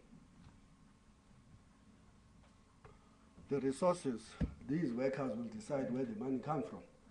All we know is that we can't postpone the struggle because there is no resources. When we can put the resources together, we will. And the second part of your question, the union that have not held any meeting, but that is very ready to move motions to expel people here is SIPAO. You have written about that yourselves, left, right, and center. And you know why, because you, the media, have been writing stories about what's happening in that union in relation to allegations of corruption. You don't want me to repeat what you have been saying yourselves. Which union have taken the bodyguards is the SIPAO, is the SAMU. SAMU Deputy General Secretary faces an allegation that he took a bodyguard to a World Cup at the union expense. There are 16 other very serious allegations, including the fact that one of the person who is said to be a consultant has been arrested and have been denied bail. You are writing about those stories every day.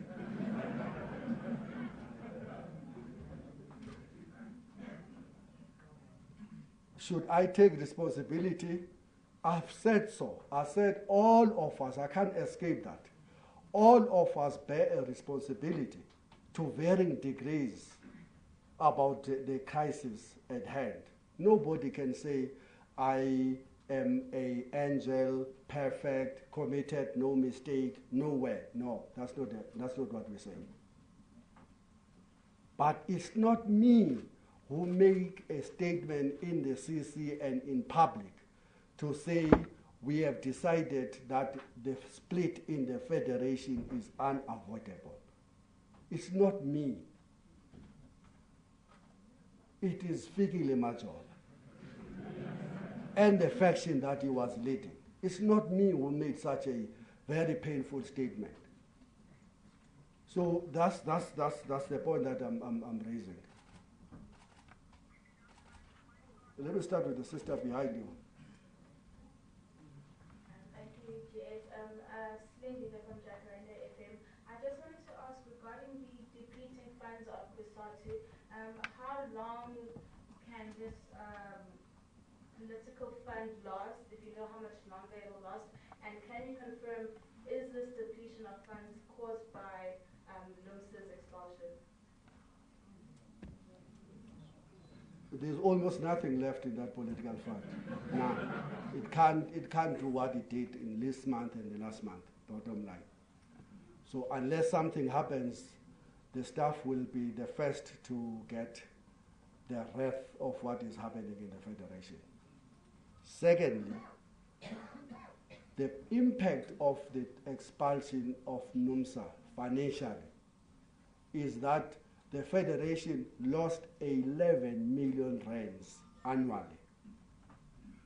NUMSA was paying close to 1 million rands every month. You can't just say overnight, that's off, is out, and expect no consequences financially. Huge consequences. People are denying here. They say, no, that's not the reason. What else? Where is the money? It's with the people that have been dismissed. 11 million rands. They're keeping it.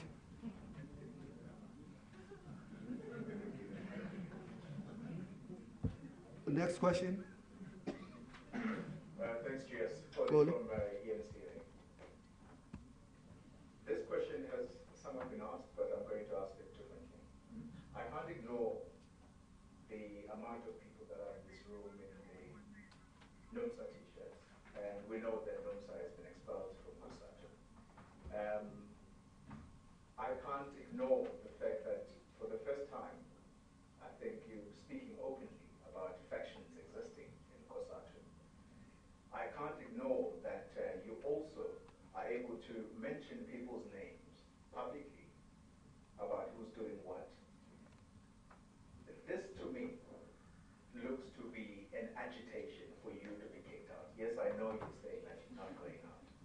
But I think this act of defiance is engineered so that you are kicked out whenever it is that you're hoping to be kicked out. You know that tomorrow there's a CEC meeting taking place. Is that perhaps what you're hoping they will come to tomorrow, that they kick you out, basically? Only I've answered your question. Over and over again. You're now going to make me to sound like a broken record. I'm saying, Tony, I have no conscience to tell any worker that he or she has been dismissed from the federation they founded, they built, they developed to be the giant that it is today. I don't have isibindi. Kuphela isingisi ngoku andinaso isibindi. Andinaso isibindi sokwenza lo nto. Abanye banazo, they think that that's revolutionary. I think it is an act to cause divisions deliberately in the organization. That's what I'm saying. So I didn't invite, by the way, these guys. They are providing me with the support. Do you want me to say, go away, please, man? I don't want to be seen next to you. I won't do that. Secondly, I have been very consistent about the challenge of divisions in the Federation. And those who can trace history must do this. Go to the Central Committee. It was the 4th Central Committee COSATU had in 2007, April or May, at Campton Park, Eastland Park, where for the first time, as part of the collective, I wrote about how we should avoid a split and divisions.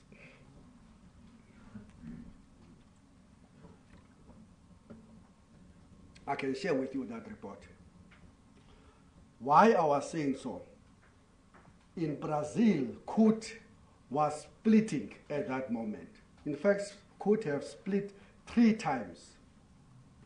The KMU of the Philippines, one of the most militant COSATU allied and strong ally, was splitting because of its close association and relationships with the political party, the Communist Party of the Philippines. So I write how to avoid this thing ever happening in South Africa. One of the biggest things I said, you want to avoid a split, never ever close down people when they have different views. Tolerate them, yeah. Don't close the space for democracy, because if you do that, it is almost predictable that people will go outside to get that power you are taking off them in their constitutional structures. How I wish people could have listened. 2007 it was, in the run-up to Mangaung. I'm openly speaking now because people are lying to members. I'm being painted as this destructive force everywhere by people who will never allow me to come and speak to their structures. It's closed for certain leaders of the Federation. In the meantime, there is a systematic campaign to present me as ill-disciplined, a factionalist, somebody who only respond to the issues raised by the 9 unions.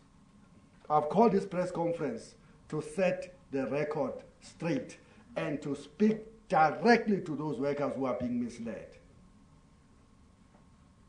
So yes, comrades, here's my dilemma, as I was saying. 138 provincial chairpersons, secretaries, treasurers, regional chairpersons, secretaries, treasurers, shop stewards, union officials have been summarily dismissed in SAMU for asking a question. Why this union, few years ago, was sitting on a 177 million rands in surplus reserves. And by then they asked that question in April last year. The union was already sitting only on 50 million. When you ask that question, the response: dismiss, suspend, expel. 138 of them. Then you say there's democratic centralism. Respect it. I can't. So I have an open association with those comrades. They are holding a national meeting on the 6th, on the 11th of April. I will address it.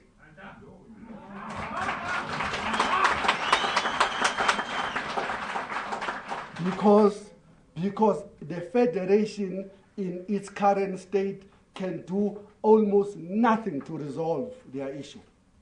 They have been dismissed. They have spent estimated 23 million rands, have won 9 high court victories to get them back into their work. The leadership brings them into an endless appeal and further suspends them forever and ever.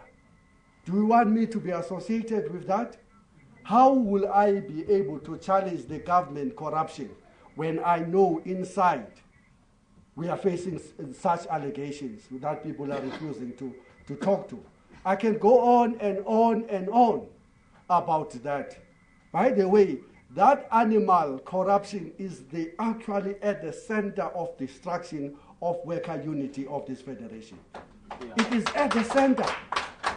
Is it at the center? Don't be misled by the people who say there is a forensic audit against Vavi, which they can find no evidence.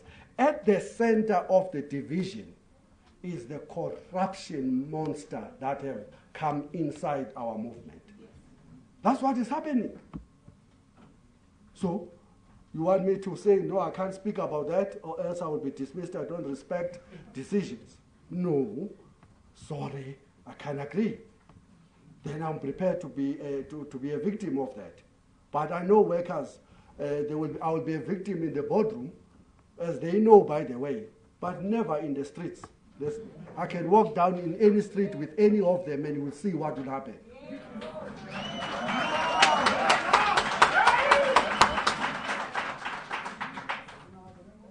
Yes, you are the last one, my sister. Thank you very much. I have to bring this to a close after 2 hours. Quick questions. Firstly, Mr. Vavi, if you could perhaps be able to just describe, as of tomorrow, what would your day be like? Would you be coming in here or not?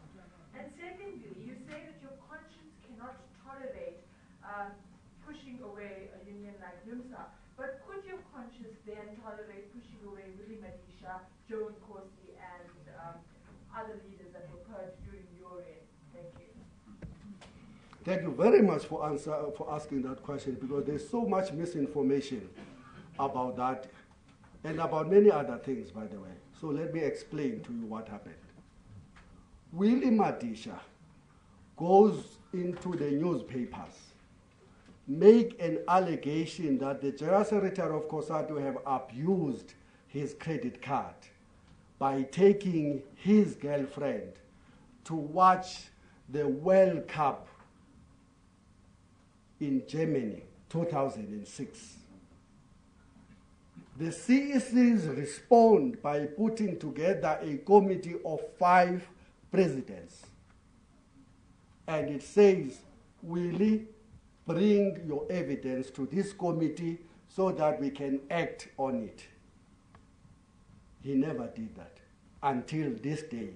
People think that somehow indeed it is that I did go around with my girlfriend to Germany.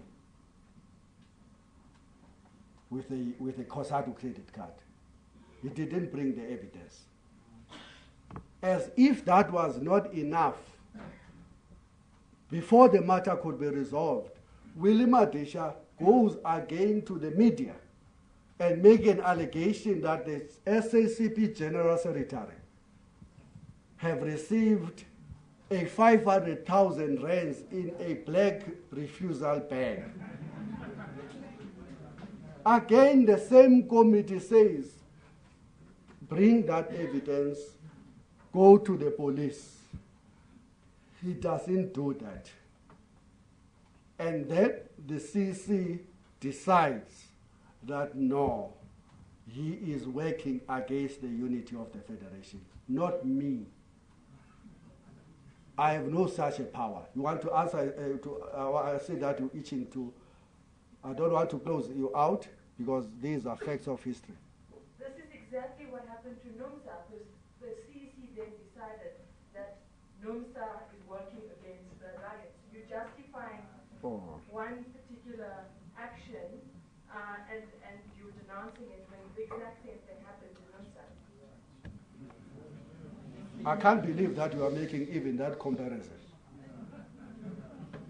You're saying that one worker who has a responsibility to lead the federation as a president, his actions must be, in terms of the discipline in the organization, must be equated to dismissal of 340,000 workers, now 365. You think that that's the same in the scale?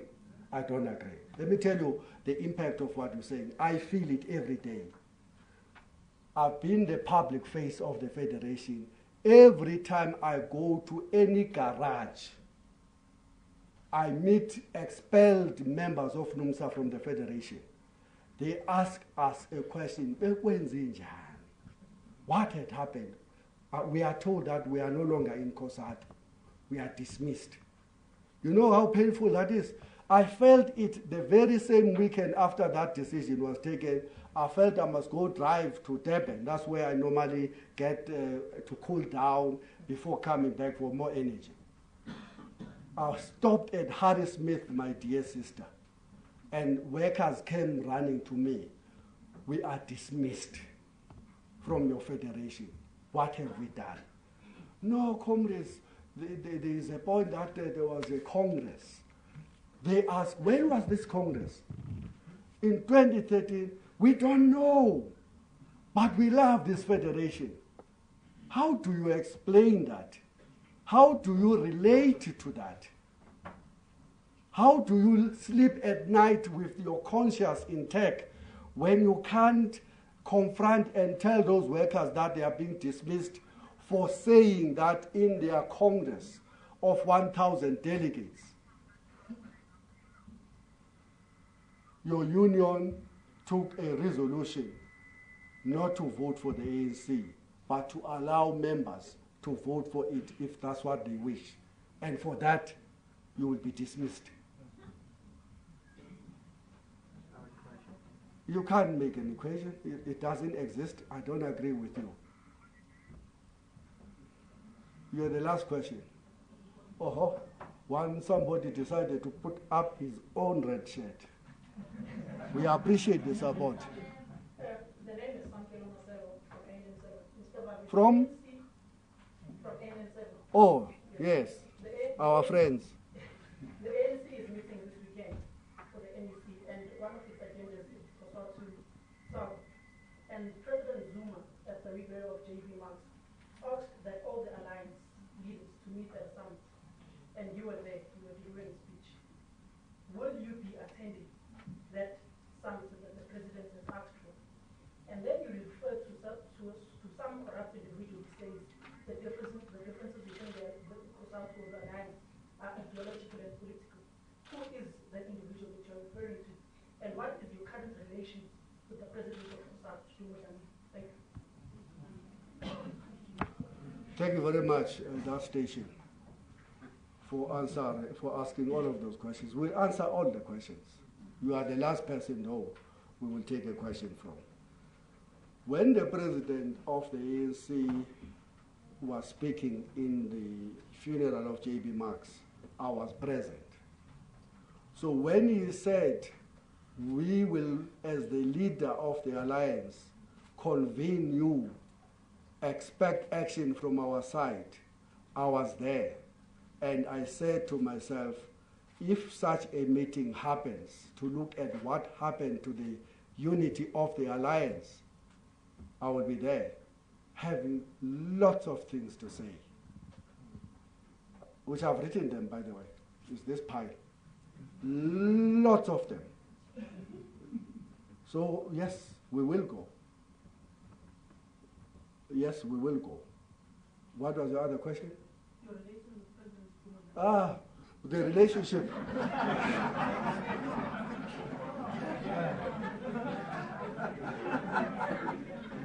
At the personal level, I must say the relationship with the COSATU president have always been cordial. We speak, we exchange, we disagree. He sits in a different faction now in the federation than the other faction I belong to. The difference is that I don't deny factionalism.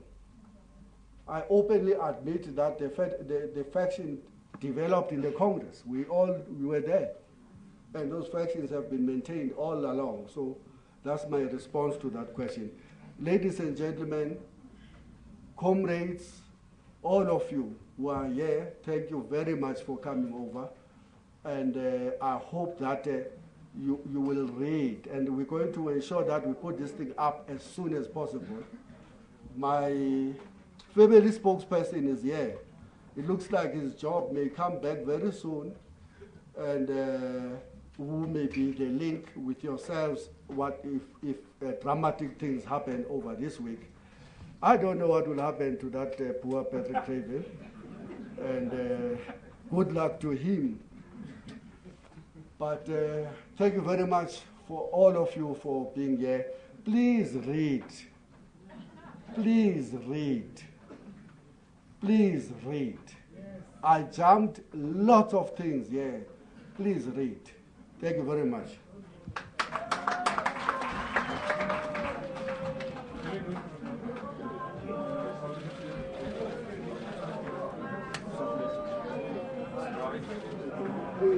No, I'm actually keeping him.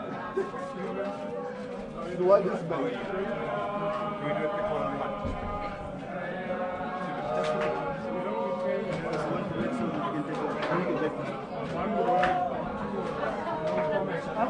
Close here. That's why you can get because the lift.